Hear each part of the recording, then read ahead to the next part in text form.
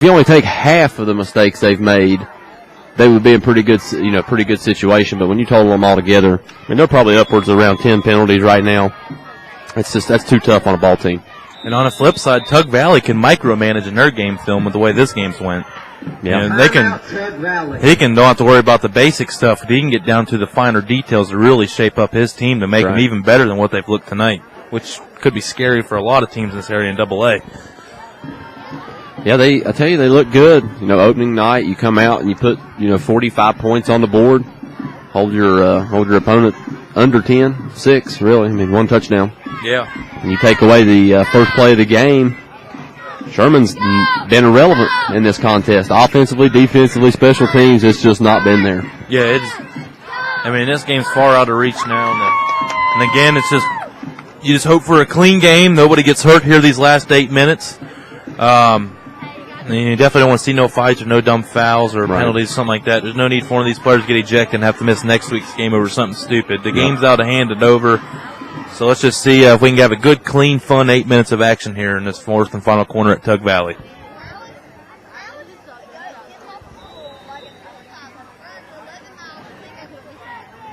First and 10 for Tug Valley. Ball on Sherman's 44-yard line. Once again, Tug Valley getting the ball in Sherman territory. And first play, Chucky White's going to keep it on the end around, and he's going to get first down. He's going to keep on going. Makes another one miss. Stiff arm.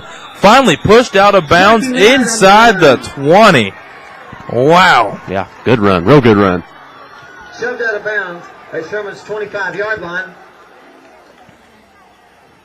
About a 20-yard pickup there, wasn't it, Tony? Yeah, that's a great time right there when you can do that. Just a simple fake dive and bootleg around the corner. Could have been an option, but Chucky White, there was no option. He was running it. I wonder if it's like a cause of concern if Newsom gets hurt and they have to switch this guy at quarterback. You're taking your 6'6" guy off the receiving field. Yeah, same play, opposite side, Tony. Why not? 10, 5, and dives inside the 5. And they're going to down him here. Where are they going to put this one? Right at the 1. So 14-yard rush there. Single-handedly just taking them down the field, didn't he, Tony? First and goal, Panthers. 2 plays. That was another 20-yard rush, excuse me. 24 yards, 23.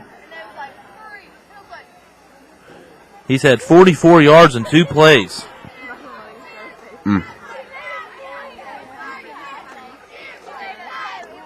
And a fumble on the play, and Sherman comes up with it. Saved yet another score on the board and gets Sherman's offense back on the field. And, gotta love it. Sherman defense not giving up, staying strong, scrapping for that ball, still trying to get in their offensive hand.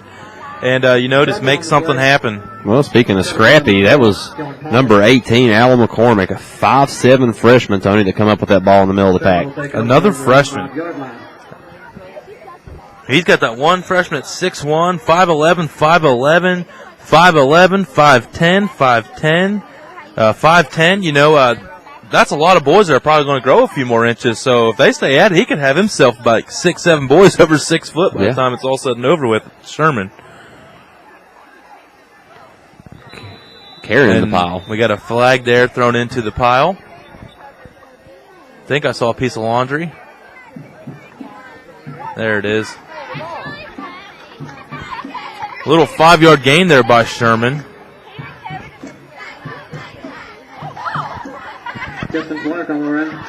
And they're going to have a penalty against Tug Valley. Personal foul, face mask against Tug Valley. One of the few mistakes Tug Valley's made tonight, a personal foul, face mask. Advance the Sherman tied 15 yards. One of their longer plays from the line of scrimmage tonight. Yeah, they definitely got some breathing room now.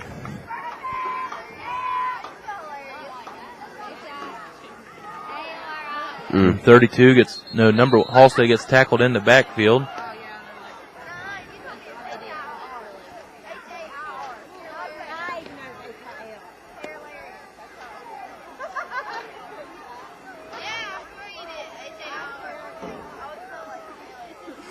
Get you a score update from around here, thanks to AR Photography. Mingo Central, Tony, 34, Wyoming East, 14. Wow. Big day right there over for Mingo Central, unveiling the new stadium. I haven't seen it yet personally. I've seen some pictures, and it looks unbelievable for some high school kids as Halstead goes up the sideline there for close to the first down. Well, you talk about how nice that field is. Talking, on our way to our game last night, we was talking to head coach Tyler Hodge, and he was talking about some of the upgrades that'll be performed on this Tug Valley facility in the next year or so. We'll try to, nail those down and see exactly what's going to happen because we don't want to speculate anything on the air. But he was really, really excited about some of the improvements that they were going to make here at the Tug Valley football program. Yeah, I mean, the way they're looking here right now, they got quite they got a little future here this year. They're going to have a big season if they look at anywhere like they do tonight. Halstead, another end around, fights his way up to the 46. Jeffrey Halstead on the quarterback. Gain of about 12. Tackle by host the Panthers. Gain enough for Sherman. First down. And Halstead just keeping himself here as all 3 plays, other than the first one. 3 of the 4 plays. That Mingo game, Tony's in the third quarter. Oh, wow. That's a closer one here.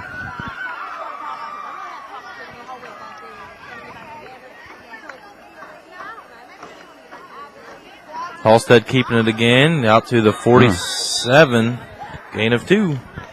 Met big time by number 59, Dallas Stafford. Dallas, another appropriate football name over there with Ace. Yeah. Dallas and Ace, man, they gotta hang out together. Made for stardom. They're made for being that sweet duo. Ace Dallas. Yeah. Dallas definitely is a sports type name, isn't it? Yeah. And Ace, other than Top Gun, I mean, why not? Like to get our investigative team on that, see how many kids were named Ace after that movie came out. Oh, that'd be sweet. And here we go. Justin Clark breaking one open there for Sherman out to the 32. A nice little, about a 20-yard run there by Clark. Yeah, that's a little bright spot for him as the clock ticks under 4 minutes. Finally showing a little signs of life. And this drive started at the 1.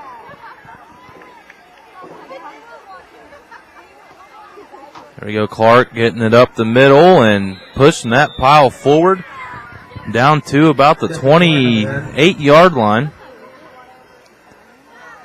About a 6-yard gain there. Led by number 59, Dallas Stafford. Gain of 5. 2nd and 5 for Sherman. Ball on Tug Valley's 28-yard line.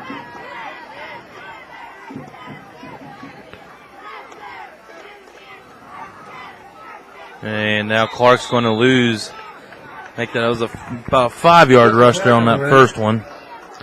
Dallas Stafford with another stop, Tony, in the backfield. He heard us, man. He's like, I got you.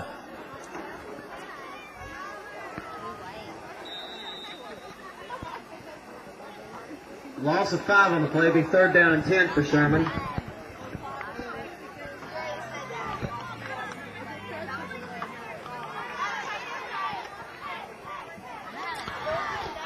Third and a long 9.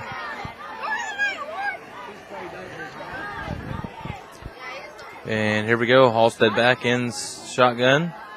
Drop back. He's got a little protection and almost picked off across the middle there by number 13, Aaron Copley. Freshman. His passes, Tony, have just not looked as crisp as the first one he threw. I really thought that that set the tempo, I thought, for the game, but Yeah. no, Tug Valley, they didn't buckle one bit.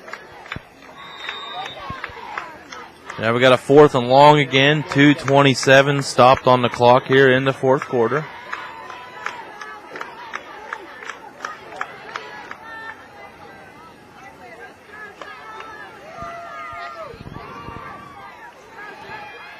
Halstead getting a nice ball up there, and number 4 got twisted up.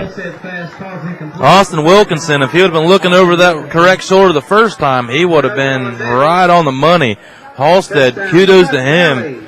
He finally had some protection, had a chance to throw downfield, and he found the wide open man. He had the right read, but unfortunately, Austin Wilkinson was not able to come up with that. Yeah, it's the first time that we've seen any of just the first play of the game, any of the Sherman Tide offense be able to get past this Tug Valley secondary. They had a guy back there. Actually had 2 guys.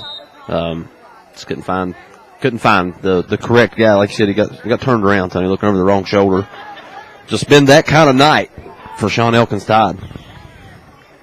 It'll be a long ride back to coal country tonight.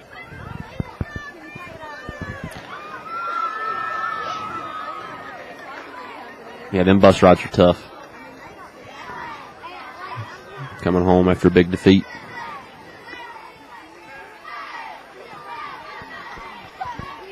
Sherman plugged up the center there, and Chucky White tried to bounce it outside, but he'll be tackled for a 1-yard loss. You've got to wonder, Tony, at what time will the Tug Valley Panthers give the inaugural Gatorade bath to head coach Tyler Hodges. He has come in with the interim tag on his name, providing the fans plenty of things to be excited about this year as his team has racked up 45 points, Tony. Yeah, that's not a bad debut, if you ask me. And here we go, a little fake dive to a pitch to the outside to number 33, Derek Blevins. Gets back to the original line of scrimmage, 2-yard gain. I believe they just got him a little bit, Tony, with the water jug. The player went up and got him. Just kind of standing there trying to shake it off. It's a little chilly now. That sun's went down. That's probably doesn't feel the best, but I'm sure he's got some adrenaline going through his veins right now. Oh, yeah. As mad as he wants to act, he's probably like a kid at Christmas right now on the inside. He just got the Red Ryder Special Edition BB gun. Yeah. Yeah, that kind of excitement. Ball on the run, 33-yard line. Here we go. Chucky White back under center here. And fumble. Sherman picks it up, number 24. Hunter Cooper, the 5'7" sophomore, he did the play with it over his head. He had to. Oh, we got a flag. Oh, no. Well, the flag come in late back here from the side judge. Little extra. I thought they jumped off sides. I mean, personally, I thought somebody moved forward, definitely before that ball was snapped. Yeah. Now, the center may have had a little hesitation getting the ball there, but.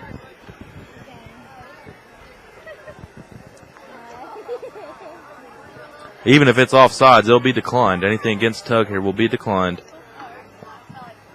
Against Tug, penalty will be declined.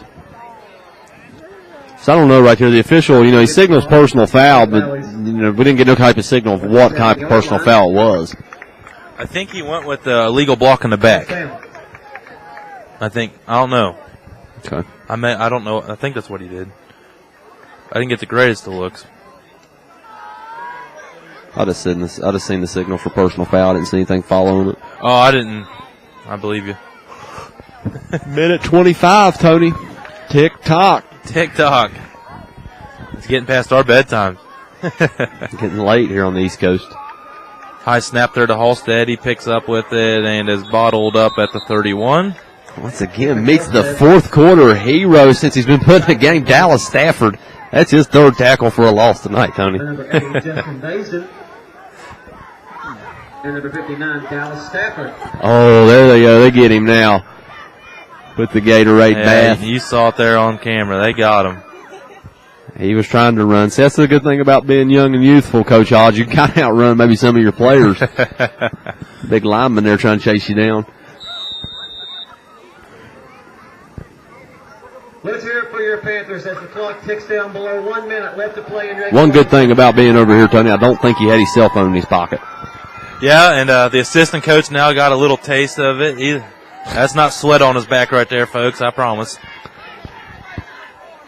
That's good. That means it's always a good thing if you're getting the bath. That's right. Always a good thing. Yeah, they never shower the losers, do they? No. No, they don't.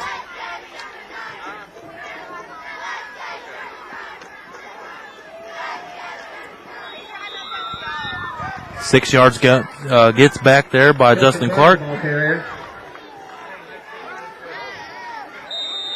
Gets tripped up at about Tug Valley 25-yard line. Well, we'll see one final play out of the Tide as we go 10-9. 3rd and 10. 8 seconds left. They may not here. I don't see why not. They got a backup quarterback in. Number 6. Nice little 7-yard gain there. By the 6'2 freshman, Braden Hara. 6'2 fresh quarterback for Sherman. He looked like he had a little agility to him there on that last play, and that brings the conclusion here. 45-6. Now, all Tug Valley tonight, Tony, is the Tide really, after the first possession, that big strike at 65-yard pass from Halstead, nothing went their way, Tony. It was penalties, it was fumbles, interceptions. Not a good night statistically for the Tide. And again, your final score here, 45-6. Sherman on the bad end of that one, Tug Valley on the good side. Well, it's now time for our wvsportsnet.com player of the game. I'm just going to throw out there my vote. We ain't talked about this. My vote's going to be for Mikey Newsom, the quarterback for Tug Valley. Yeah, he did. I thought he played real well, Tony. He was the nucleus of the offense for sure. Got everything going. You know, always scampering behind the line of scrimmage, avoiding sacks.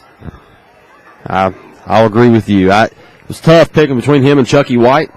To be honest, you know, Chuck had 2 touchdown receptions, probably had close to 80, 100 yards in that range. And you could also make a case for David Runyon with not only a touchdown reception, but also an interception, as well as a couple other big passing plays and a nice rushing play.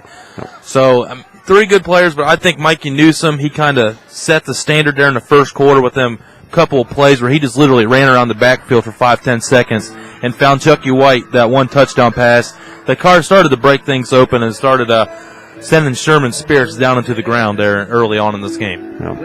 Yeah, I'll agree. As they crank John Denver like we're in Milan Puskar Stadium after a Mountaineer victory.